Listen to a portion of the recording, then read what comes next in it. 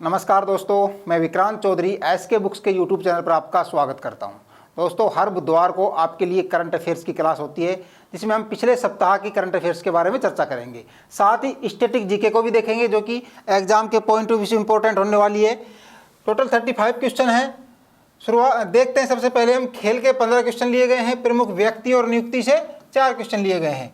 स्थान से 5 क्वेश्चन लिए गए हैं। पुरस्कार की बात करें तो 2 क्वेश्चन पुरस्कार से है और रक्षा से भी 2 क्वेश्चन है। विज्ञान और प्रौद्योगिकी से 1 है, योजना से 1 है और विविध से टोटल 5 क्वेश्चन है। कुल मिला के 35 क्वेश्चन होते हैं। शुरुआत करेंगे हम खेल के साथ में। पहला सवाल देखेंगे खेल का। हाल ही में पेरिस पैरा ओलंपिक 2024 में हरविंदर सिंह ने पैरा आर्चरी में कौन सा पदक जीता है? ए है ब्रॉन्ज, बी है सिल्वर मेडल, सी है गोल्ड और डी है ए और बी दोनों। तो हरविंदर सिंह ने पैरा आर्चरी में, है ना, पैरा आर्चरी में कौन सा मेडल जीता है? Gold medal. इनकी बात करें दोस्तों तो हरविंदर सिंह ने पैरा आर्चरी में गोल्ड मेडल जीतने वाले पहले भारतीय बन गए हैं। पैरा आर्चरी में अब तक किसी भी भारतीय ने पैरा ओलंपिक में गोल्ड मेडल नहीं जीता था, इसलिए ये पहले भारतीय बन गए हैं जो कि किसमें? पैरा आर्चरी में, है ना, गोल्ड मेडल जीतने वाले। इन्होंने पोलैंड के लुकास सिजेक को 6-0 से हरा करके गोल्ड मेडल जीता है। बात की जाए टोक्यो ओलंपिक की तो टोक्यो ओलंपिक में इनके द्वारा ब्रोंज मेडल जीता गया था। ठीक है, तो टोक्यो ओलंपिक में ब्रोंज मेडल जीता था इन्होंने, जो 2021 में हुए थे, 20 के, है ना। आगे देखेंगे। हाल ही में पेरिस पैरा ओलंपिक 2024 में धर्मवीर सिंह ने मेंस F51 कैटेगरी के क्लब थ्रो में कौन सा पदक जीता है? ए है ब्रॉन्ज, बी है सिल्वर, सी है गोल्ड और डी है ए और बी दोनों। तो धर्मवीर सिंह की बात की जाए तो धर्मवीर सिंह ने गोल्ड मेडल जीता है। किस कैटेगरी में? मेंस की में, F51 कैटेगरी में। बात की जाए धर्मवीर सिंह की तो F51 category club throw event में जो कि इनका थ्रो रहा था 34.92 मीटर का। ठीक है। इसके अलावा प्रणव शर्मा की बात करें तो इनकी कैटेगरी भी सेम ही थी, F51 कैटेगरी, और इनके द्वारा सिल्वर मेडल जीता गया है। इनका थ्रो रहा था 34.59 मीटर का। ब्रॉन्ज मेडल भी दोस्तों अपने इंडिया को भी मिलना चाहिए था, लेकिन उनका स्थान 4th रहा था। इनकी तीनों ही पदक भारत के खिलाड़ी ले सकते थे, लेकिन तीसरे नंबर पर दूसरा देश का खिलाड़ी है और चौथे नंबर पर भी भारत का ही खिलाड़ी है। ठीक है, तो क्या राइट आंसर होगा? गोल्ड मेडल, धर्मवीर सिंह, है ना। आगे देखेंगे।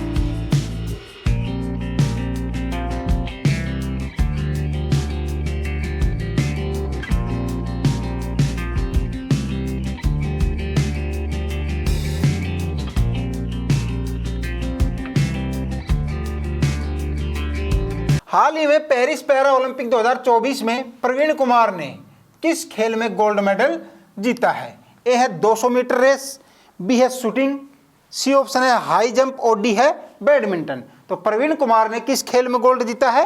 हाई जंप में। प्रवीण कुमार की कैटेगरी की बात की जाए तो ये T64 कैटेगरी में थे और इनके द्वारा 2.08 मीटर का जंप लगा करके गोल्ड मेडल जीते हैं। ठीक है, आगे देखेंगे। हाल ही में पेरिस पैरा ओलंपिक 2024 में नवदीप सिंह ने गोल्ड मेडल किस खेल में जीता है?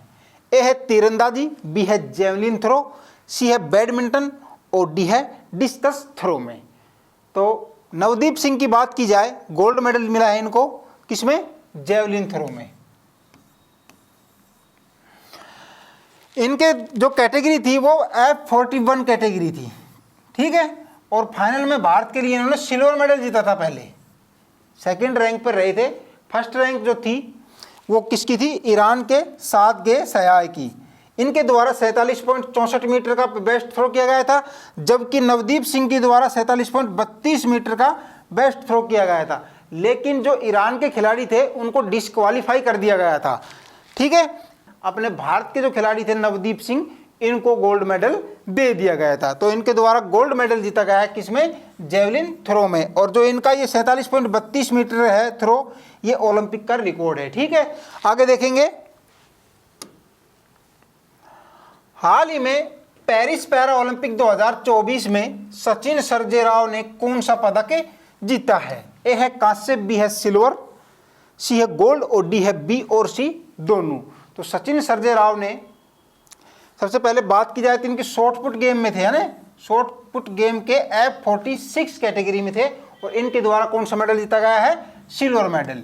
इसके अलावा बात की जाए होकात होतेजे की, तो इनके द्वारा 14.65 मीटर F57 कैटेगरी में शॉर्ट पुट में ही इनके द्वारा कौन सा मेडल जीता गया है? ब्रॉन्ज मेडल जीता गया है, ठीक है। तो सचिन सर्जेराव ने सिल्वर मेडल जीता है, जबकि होकातो होतेजे सेमा ने ब्रॉन्ज मेडल जीता है। क्लियर? आगे देखेंगे, हाल ही में पेरिस पैरा ओलंपिक 2024 में शरद कुमार ने किस खेल में सिल्वर पदक जीता है? ए है 200 मीटर रेस, बी है शूटिंग, सी ऑप्शन है हाई जंप और डी है बैडमिंटन। तो शरद कुमार की बात की जाए तो किस गेम में थे ये? हाई जंप में। और इनकी कैटेगरी की बात की जाए दोस्तों तो T42 कैटेगरी थी इनकी, और इसमें इनके द्वारा 1.88 मीटर का जंप लगा करके सिल्वर मेडल जीता गया है। जबकि बात की जाए जब मरियम थंगावेलू की, उनके द्वारा भी T42 कैटेगरी में हाई जंप में 1.85 मीटर जंप के साथ में ब्रॉन्ज मेडल जीता गया है, ठीक है। देख सकते हैं दोनों खिलाड़ी हैं। आगे देखेंगे, हाल ही में पेरिस पैरा ओलंपिक 2024 में जेवलिन थ्रो में सिल्वर मेडल किस खिलाड़ी ने जीता है? ए है सुमित कुमार, बी है सुंदर सिंह गुर्जर, सी है अजीत सिंह और डी है रिंकू। तो जेवलिन थ्रो में जो सिल्वर मेडल मिला है वो किसे मिला है? अजीत सिंह को। अजीत सिंह की जो कैटेगरी थी वो F46 कैटेगरी थी, जिनके द्वारा 65.62 मीटर सिल्वर ये जेवलिन थ्रो फेंका गया था और इनको सिल्वर मेडल मिला था। इसके अलावा सुंदर सिंह गुर्जर की बात की जाए तो इनके द्वारा F46 कैटेगरी में ही 64.94 मीटर फेंक करके ब्रॉन्ज मेडल अपने नाम किया है, ठीक है। आगे देखेंगे, हाल ही में पेरिस पैरा ओलंपिक 2024 में दीप्ति जीवांजी ने किस खेल में कांस्य पदक जीता है? ए है 200 मीटर रेस, बी है 100 मीटर रेस, सी है 400 मीटर रेस और डी है 1500 मीटर रेस। दीप्ति जीवांजी ने। तो 400 मीटर रेस में इनके द्वारा कौन सा मेडल जीता गया है? कांस्य मेडल जीता गया है, ठीक है। इनका जो समय रहा था वो 55.85 सेकंड का रहा था और इनकी जो कैटेगरी थी वो T20 कैटेगरी थी और 400 मीटर में इनके द्वारा ब्रॉन्ज मेडल जीता गया था। इसके अलावा बात की जाए सिमरन की, तो उनके द्वारा T12 कैटेगरी में 200 मीटर जो उनका समय रहा था 24.75 में कांस्य पदक जीता गया है।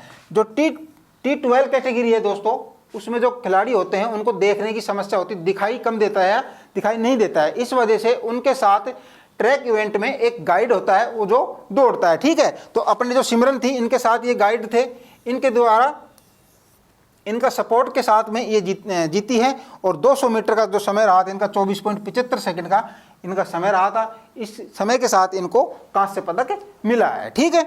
आगे देखेंगे, हाल ही में पेरिस पैरा ओलंपिक 2024 में कपिल परमार ने किस खेल में कांस्य पदक जीता है? ए है जूडो, बी है कुश्ती, सी ऑप्शन है तीरंदाजी और डी है डिस्कस थ्रो। तो कपिल परमार जी की बात की जाए तो जूडो में 60 किलोग्राम वेट में थे ये और इनकी जो कैटेगरी थी वो कौन सी थी? J1 कैटेगरी, ठीक है। और इन्होंने ब्राजील के जो खिलाड़ी थे एलिंटन डी ओलिवियस को हरा करके 10-0 से, है ना, उनको एक भी एक भी पॉइंट नहीं लेने दिया और 10-0 से हरा करके ब्रॉन्ज मेडल अपने नाम किया है। किसने? कपिल परमार ने।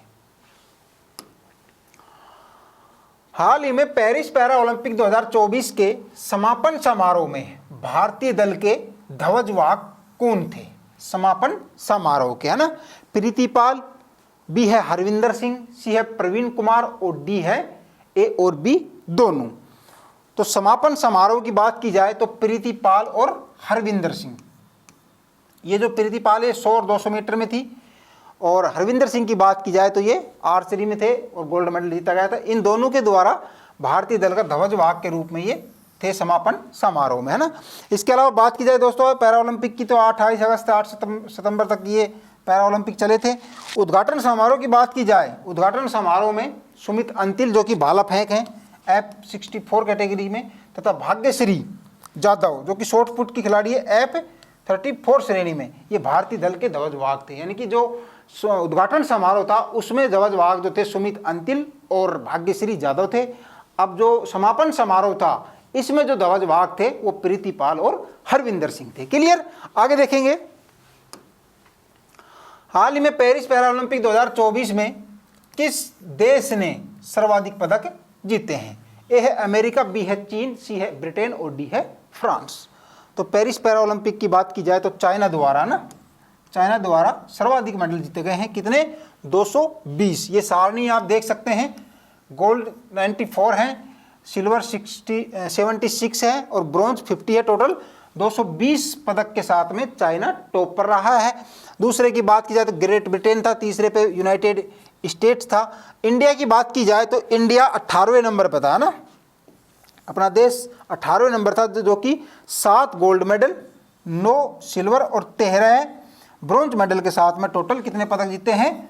29 मेडल भारतीय खिलाड़ियों द्वारा जीते गए हैं और वे 18वें स्थान पर रहे हैं। ठीक है, आगे देखते हैं।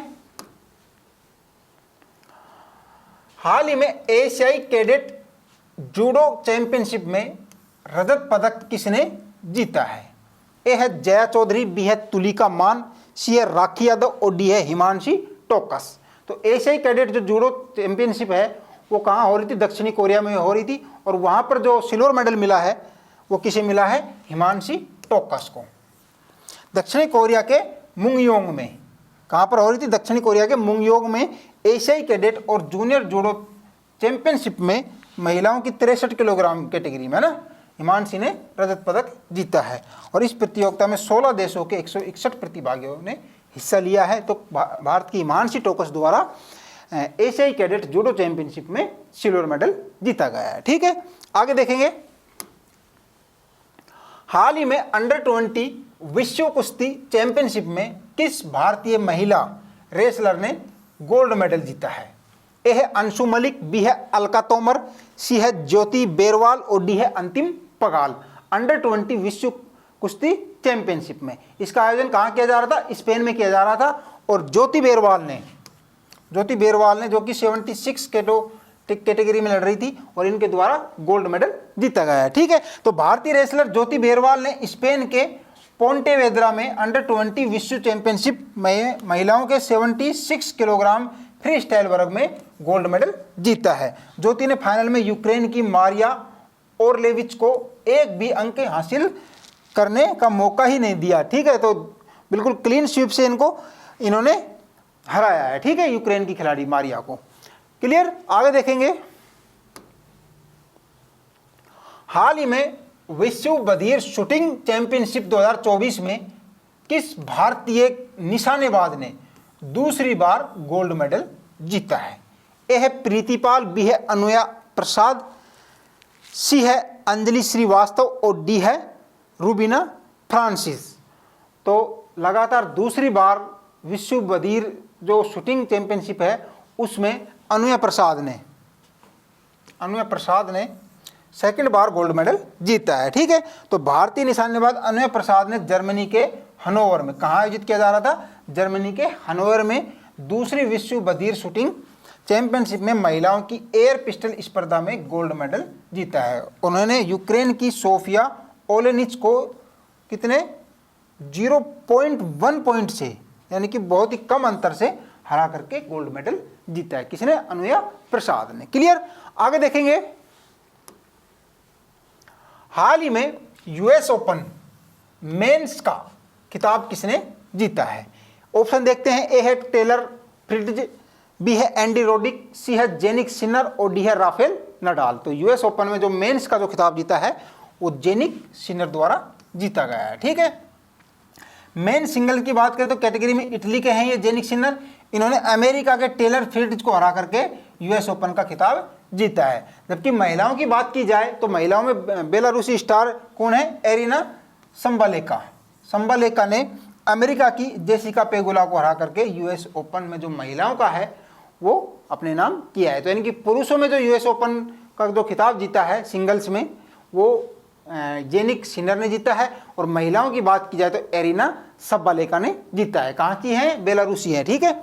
आगे देखेंगे, अभी बात करेंगे प्रमुख व्यक्ति और नियुक्ति के क्वेश्चन की।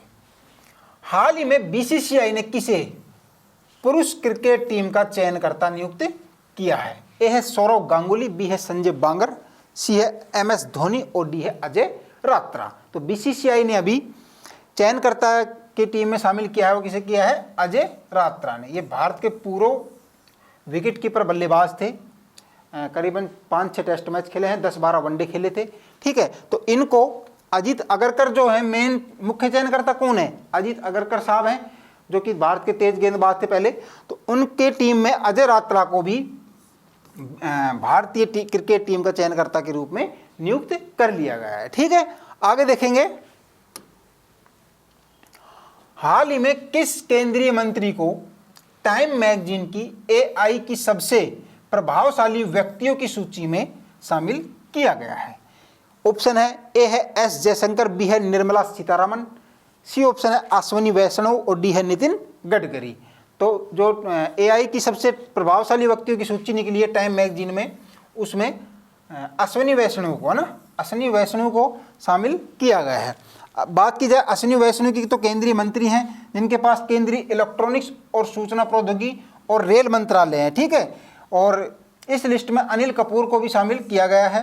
बात की जाए टाइम मैगजीन की तो ये दूसरी वार्षिक टाइम 100 एआई सूची है जिसमें दुनिया भर के 100 प्रभावशाली व्यक्तियों को स्थान दिया जाता है। तो उसमें भारत के अश्विनी वैष्णव और अनिल कपूर जी को भी इसमें सम्मिलित किया गया है। ठीक है।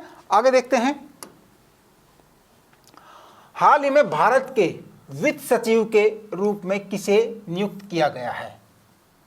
ए है विपिन त्रिपाठी, बी है टीवी सोमनाथन, सी है तुहिन कांत पांडे और डी है जगदीश कुमार। तो भारत के जो वित्त सचिव के रूप में पद पर नियुक्त किया गया है वो तुहिन कुमार कांत जी को किया गया है। ठीक है। इनसे पहले जो थे वो टीवी सोमनाथन जी थे, लेकिन इनका पद रिक्त होने की वजह से ये कैबिनेट सचिव बन गए थे। इस वजह से ये पद जो था वित्त सचिव का ये काफ़ी दिनों से खाली था। इस वजह से तुहिन कांत को, ये ओडिशा कैडर के आईएएस अधिकारी हैं, इनको इस पद पर अभी नियुक्ति दे दी गई है। ठीक है। आगे देखते हैं, हाल ही में एशियाई ओलंपिक परिषद के अध्यक्ष के पद पर किसे नियुक्त किया गया है? एशियाई ओलंपिक परिषद का अध्यक्ष बनाया गया है। ऑप्शन है पीटी उषा, बी है रणधीर सिंह, सी है जयंत कुमार और डी है आलोक रंजन। तो किसे बनाया गया है? रणधीर सिंह जी को। बात की जाए इसके आयोजन की तो नई दिल्ली में इसका आयोजन किया गया था। 44वीं ओलंपिक काउंसिल की बैठक थी ये, और इसमें एशिया जनरल असेंबली में भारत के पूर्व निशानेबाज हैं ये। कौन? रणधीर सिंह। ठीक है। 77 वर्ष की आयु हो चुकी है इनकी, और इनको एशियाई ओलंपिक परिषद का निर्विरोध अध्यक्ष चुना गया है। ये भारत की तरफ से 4 ओलंपिक में खेले थे। ठीक है। और ये निशानेबाज थे, है ना, निशानेबाज थे, और इनको अभी एशियाई ओलंपिक परिषद का अध्यक्ष चुना गया है। क्लियर। आगे देखेंगे, स्थान से संबंधित क्वेश्चन है अभी। हाल ही में अपराधिकता महिला एवं बाल यानी कि आपराधिक कानून एवं संशोधन 2024 किया गया है। विधेयक बिल कहां पारित किया गया है? ए है बिहार, बी है ओडिशा, सी है पश्चिमी बंगाल और डी है राजस्थान। तो अपराजिता महिला एवं बाल विधेयक जो पास हुआ है वो पश्चिमी बंगाल में हुआ है, ममता जी के शासन में। सीएम कौन है यहाँ पर? ममता बनर्जी, है ना। उनके द्वारा ये कानून पास किया गया है, क्योंकि वहाँ पर अभी घटना घटित हो गई थी, बहुत ही भयंकर रेप की घटना हो गई थी, इस वजह से उनके द्वारा भी ये कानून बनाया गया है। इसमें काफ़ी प्रावधान जोड़े गए हैं। ठीक है, तो ये पश्चिम बंगाल में बना है और ये देश का पहला राज्य है जिसने आपराधिक कानून एवं संशोधन 2024 में संशोधन किया है और अपराजिता महिला एवं बाल विधेयक कानून बनाया है। ठीक है, आगे देखेंगे। हाल ही में भारत और केन्या के बीच तीसरी संयुक्त रक्षा सहयोग समिति की बैठक कहाँ की गई? ए है नैरोबी, बी है बेंगलोर, सी है नई दिल्ली और डी है मोम्बासा। तो कहाँ की गई थी? नई दिल्ली में, है ना, नई दिल्ली में। भारत और केन्या की क्या उद्देश्य था दोनों के बीच मीटिंग करने का? तो दोनों देशों में सैन्य सहयोग, प्रशिक्षण, रक्षा उद्योग और अनुसंधान व विकास आदि क्षेत्रों में एक दूसरे के सहयोग पर चर्चा हुई। और जो भारतीय प्रतिनिधिमंडल था उसका जो नेतृत्व करता था वो कौन था? अमिताभ प्रसाद जी। ठीक है, तो ये संयुक्त सचिव हैं, इनके द्वारा भारतीय प्रतिनिधिमंडल का नेतृत्व किया गया था। क्लियर? आगे देखेंगे। हाल ही में राष्ट्रपति द्रौपदी मुर्मू ने विश्व शांति बुद्ध विहार का उद्घाटन कहाँ किया है? ए तमिलनाडु, बी है बिहार, सी है असम और डी है लातूर महाराष्ट्र। तो राष्ट्रपति महोदया ने लातूर महाराष्ट्र है वहाँ पर विश्व शांति बुद्ध विहार का उद्घाटन किया है। ठीक है, आगे देखते हैं। हाल ही में पहला अंतर्राष्ट्रीय सौर महोत्सव कहाँ आयोजित किया गया? ए है पेरिस, बी है टोक्यो, सी है बीजिंग और डी है नई दिल्ली। तो कहाँ किया गया था? ये नई दिल्ली में, है ना, नई दिल्ली में। अंतर्राष्ट्रीय सौर गठबंधन द्वारा आयोजित पहला अंतर्राष्ट्रीय सौर महोत्सव 5 से 6 सितंबर 2024 को नई दिल्ली में आयोजित किया गया था। यानी कि 5 और 6 सितंबर को ये आयोजित किया गया था, जो कि अंतर्राष्ट्रीय सौर महोत्सव है और भारत के नई दिल्ली शहर में। ठीक है, आगे देखेंगे। हाल ही में 3 दिवसीय सशस्त्र बल महोत्सव कहाँ शुरू हुआ है? ए है लखनऊ, बी है पटना, सी ऑप्शन है उज्जैन और डी है आसनसोल। तो 3 दिवसीय जो सशस्त्र बल यानी कि पैरामिलिट्री फोर्स का जो महोत्सव शुरू हुआ है वो कहाँ हुआ है? लखनऊ में। लखनऊ की बात की जाए तो उत्तर प्रदेश के लखनऊ छावनी के सूर्या खेल परिसर में 3 दिवसीय आर्मड फोर्सेज फेस्टिवल का आयोजन किया जा रहा है। इस फेस्टिवल में नागरिकों को जो तीनों सशस्त्र बल हैं अपने उनके उपकरण दिखाए जा रहे हैं, जैसे कि टैंक, हेलीकॉप्टर, हथियार प्रणाली जो भी है वो इनको दिखाया जा रहा है। ठीक है, तो लखनऊ में चल रहा है ना। पुरस्कार से संबंधित सवाल अभी। हाल ही में प्रतिष्ठित Sangeet Kala Vibhushan lifetime achievement पुरस्कार से किसे सम्मानित किया गया है? ए है अभिजीत भट्टाचार्य, बी ऑप्शन है सुरेश वाडकर, सी ऑप्शन है आशा भोसले और डी है शेषमपट्टी शिवलिंगम। तो क्या होगा राइट आंसर? शेषमपट्टी शिवलिंगम इनको यह पुरस्कार दिया गया है। ठीक है, देख सकते हैं आप। और संगीत कला ये पुरस्कार जो दिया जाता है वो संगीत Kala Vibhushan lifetime achievement पुरस्कार संगीत के क्षेत्र में प्रतिष्ठित सम्मान है जो किसी व्यक्ति के पूरे जीवन काल के दौरान संगीत के क्षेत्र में दिए गए उनके असाधारण योगदान के लिए दिया जाता है। तो किसे मिला है प्रतिष्ठित Sangeet Kala Vibhushan lifetime achievement award? Sheshampatti Sivalingam ji को। ठीक है, हाल ही में किस मंत्रालय ने पोषण ट्रैकर के लिए 2024 ई गवर्नेंस गोल्ड पुरस्कार जीता है? ए है स्वास्थ्य मंत्रालय, बी है महिला एवं बाल विकास मंत्रालय, सी ऑप्शन है इलेक्ट्रॉनिक्स और सूचना प्रौद्योगिकी मंत्रालय और डी है शहरी विकास मंत्रालय। तो पोषण ट्रैकर के लिए जो ई गवर्नेंस गोल्डन पुरस्कार जो जीता है वो महिला एवं बाल विकास मंत्रालय द्वारा जीता गया है। क्या है ये पोषण ट्रैकर? यह 6 वर्ष की आयु के बच्चों पर ध्यान केंद्रित करते हुए बच्चों के विकास की वास्तविक समय पर निगरानी करने में सक्षम है। ठीक है, इसकी बात की जाए तो इसके उद्देश्य की तो पोषण ट्रैकर बच्चों के स्वास्थ्य में सुधार, इसके लिए शुरुआती स्वास्थ्य समस्याओं की पहचान, पोषण संबंधी आकलन और विकासात्मक मील के पत्थरों पर नजर रखने पर ध्यान केंद्रित किया जा रहा है। ठीक है, तो महिला एवं बाल विकास मंत्रालय को ई गवर्नेंस गोल्ड पुरस्कार दिया गया है 2024 का। क्लियर? आगे देखेंगे, रक्षा से संबंधित है सवाल। हाल ही में भारतीय और फ्रांसीसी नौसेनाओं की बीच कौन सा अभ्यास आयोजित किया गया है? ए है खंजर अभ्यास, बी है वरुण अभ्यास, सी ऑप्शन है गरुड़ अभ्यास और डी है फ्रिंजेक्स अभ्यास। तो भारत और फ्रांस की जो नौसेनाएं हैं उनके द्वारा जो अभ्यास किया गया है वो कौन सा किया गया है, वरुण अभ्यास।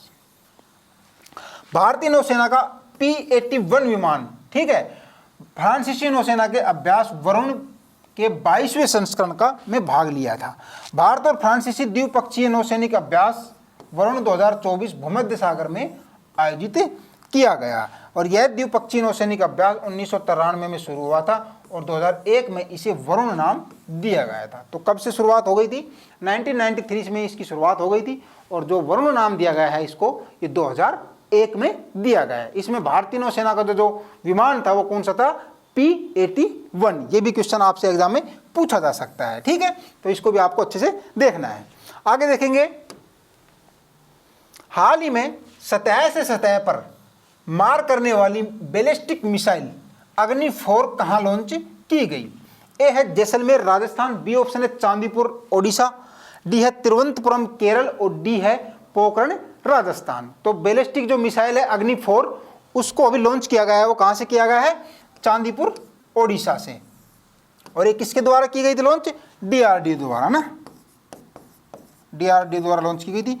इसकी जो इस बैलिस्टिक मिसाइल की जो मारक क्षमता है वो कितनी है, 4000 किलोमीटर, ठीक है। और एग्जाम में थोड़ा घुमा के क्वेश्चन पूछा जा सकता है कि जो बैलिस्टिक मिसाइल अग्नि 4 है ये किस प्रकार की मिसाइल है, तो सतह से सतह पर मार करने वाली या सतह से वायु में मार करने वाली, इस प्रकार से भी क्वेश्चन पूछा जा सकता है। तो ये क्या है, सतह से सतह पर मार करने वाली मिसाइल है, बैलिस्टिक मिसाइल है जो कि अग्नि 4 नाम है। चांदीपुर ओडिशा से इसको DRDO द्वारा लॉन्च किया गया है, ठीक है। तो आगे देखेंगे, विज्ञान और प्रौद्योगिकी के क्वेश्चन है, हाल ही में विषाणु युद्ध अभ्यास का आयोजन कहां किया गया। ए है जयपुर, बी है जोधपुर, सी है अजमेर और डी है कोटा। तो ये सभी शहर जो हैं राजस्थान से हैं। तो ये विषाणु युद्ध अभ्यास जो है ये अजमेर से किया गया है ना, अजमेर। और बात की जाए इसके उद्देश्य की तो मानव स्वास्थ्य, पशुपालन और वन्यजीव क्षेत्र के विशेषज्ञों से बनी राष्ट्रीय प्रकोप प्रतिक्रिया टीम, जो टीम है उसकी प्रतिक्रिया का मूल्यांकन करना इस विषाणु युद्ध अभ्यास का प्रमुख उद्देश्य है, ठीक है। तो अजमेर राजस्थान पड़ता है, वहां पर विषाणु युद्ध अभ्यास का आयोजन किया जा रहा है। योजना से संबंधित है, हाल ही में एग्रीश्योर योजना और कृषि निवेश पोर्टल का शुभारंभ किसने किया है। ऑप्शन देखते हैं, ए है डॉक्टर जितेंद्र सिंह, बी है अनुप्रिया पटेल, सी ऑप्शन है शिवराज सिंह चौहान और डी है मनोहर लाल खट्टर। तो एग्रीश्योर योजना और कृषि निवेश जो पोर्टल लॉन्च किया है वो किसने किया है, शिवराज सिंह चौहान जी द्वारा, ठीक है। बात की जाए एग्रीश्योर स्टार्टअप और ग्रामीण उद्यमों के लिए एक कृषि फंड एक अभिनव फंड है जो भारत में खेती के परिदृश्य में क्रांति लाने की दिशा में एक अग्रणीय कदम होगा, ठीक है।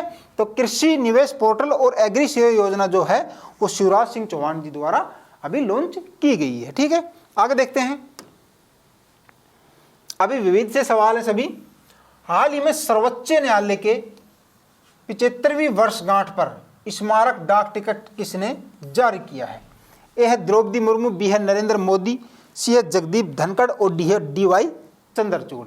तो 75वीं वर्षगांठ जो थी सुप्रीम कोर्ट की, उस पर डाक टिकट जो जारी किया गया है वो माननीय प्रधानमंत्री नरेंद्र मोदी जी द्वारा किया गया है। बात की जाए, नरेंद्र मोदी जी ने नई दिल्ली के भारत मंडपम में जिला न्यायाधीशों के सम्मेलन के उद्घाटन सत्र के दौरान भारत के सर्वोच्च न्यायालय के 75 वर्ष पूरे होने के उपलक्ष्य में एक स्मारक डाक टिकट जारी किया गया था, ठीक है। और इसमें इस जो इस समारोह था इसमें भारत के मुख्य न्यायाधीश डॉक्टर DY चंद्रचूड़ जी थे। इसके अलावा विधि और न्याय मंत्री जो थे अपने मंत्री अर्जुन लाल मेघवाल वो भी इसमें शामिल थे। क्लियर। आगे देखते हैं, हाल ही में इंग्लिश चैनल तैर कर पार करने वाले सबसे उम्रदराज भारतीय कौन बने हैं। ए है सतीश कुमार, बी है सिद्धार्थ अग्रवाल, सी है अभिमन्यु सिन्हा और डी है श्रीकांत विश्वनाथ। तो इंग्लिश चैनल जो है वो कहाँ है, अटलांटिक महासागर की एक शाखा है जो कि इंग्लैंड के दक्षिण तट को फ्रांस के उत्तरी तट से अलग करती है। और इस चैनल को जो तैर कर पार किया है वो भारत के जो सबसे उम्रदराज जो भारतीय हैं वो सिद्धार्थ अग्रवाल जी ने किया है, ठीक है। 49 वर्षीय ये तैराक हैं जो कि बेंगलुरु के हैं और 42 किलोमीटर जो था रास्ता उनको 15 घंटे और 6 मिनट में इन्होंने पूरा कर लिया था। ठीक है, आगे देखते हैं। हाल ही में भारत ने किस देश के साथ सेमीकंडक्टर क्षेत्र में के लिए साझेदारी की है ना, सेमीकंडक्टर क्षेत्र के लिए? ए है फ्रांस, बी है सिंगापुर, सी है मलेशिया और डी है यूक्रेन। तो किसके साथ किया है? सिंगापुर के साथ, है ना, सिंगापुर। इसके उद्देश्य की बात की जाए तो भारत के बढ़ते सेमीकंडक्टर उद्योग का समर्थन करना, साथ ही सिंगापुर की सेमीकंडक्टर कंपनियों तथा संबंधित आपूर्ति श्रृंखलाओं के परिवेश तंत्र को तेजी से बढ़ते भारतीय बाजार में हिस्सा लेने की सुविधा प्रदान करना। ठीक है, तो सिंगापुर के साथ में सेमीकंडक्टर क्षेत्र में एक साझेदारी की गई है। आगे देखते हैं। हाल ही में प्रोजेक्ट नमन का पहला फेज किसने लॉन्च किया है? ए है आईटीबीपी, बी है एनडीआरएफ, सी है इंडियन आर्मी और डी है इंडियन एयरफोर्स। तो प्रोजेक्ट नमन का जो पहला फेज लॉन्च किया है वो इंडियन आर्मी ने किया है। क्या है ये रक्षा पेंशन भोगियों, भूतपूर्व सैनिकों और उनके परिवारों को समर्पित सहायता और सेवाएं प्रदान करने के लिए प्रोजेक्ट नमन लॉन्च किया गया है। भारतीय थल सेना अध्यक्ष जनरल उपेंद्र द्विवेदी तथा आर्मी वॉइस वेलफेयर एसोसिएशन की अध्यक्ष कौन है? श्रीमती सुनीता द्विवेदी की उपस्थिति में प्रोजेक्ट नमन का जो प्रथम चरण है उसका शुभारंभ किया गया था। ठीक है, तो प्रोजेक्ट नमन का संबंध इंडियन आर्मी से है। इस टाइप से भी क्वेश्चन पूछा जा सकता है। आगे देखेंगे। हाल ही में किस राज्य सरकार ने पुलिस बल में महिलाओं को 33% आरक्षण देने की घोषणा की है? ए है राजस्थान, बी है बिहार, सी है मध्य प्रदेश और डी है उत्तर प्रदेश। तो किस राज्य सरकार ने? राजस्थान सरकार ने। ठीक है, सीएम कौन है? भजनलाल शर्मा। इनके द्वारा अभी जो राजस्थान पुलिस है उसमें महिलाओं को 33% आरक्षण दिया जा रहा है। ठीक है, इससे पहले जो टीचर था, थर्ड ग्रेड टीचर की जो वैकेंसी आती थी उनमें महिलाओं को 50% आरक्षण देने की घोषणा की गई है। ठीक है, धन्यवाद दोस्तों। कैसे लगी आपको आज की क्लास कमेंट करके बताएं। वीडियो को लाइक करें, चैनल को सब्सक्राइब करें, अपने दोस्तों के साथ शेयर करें। मिलेंगे नेक्स्ट बुधवार को। जय हिंद।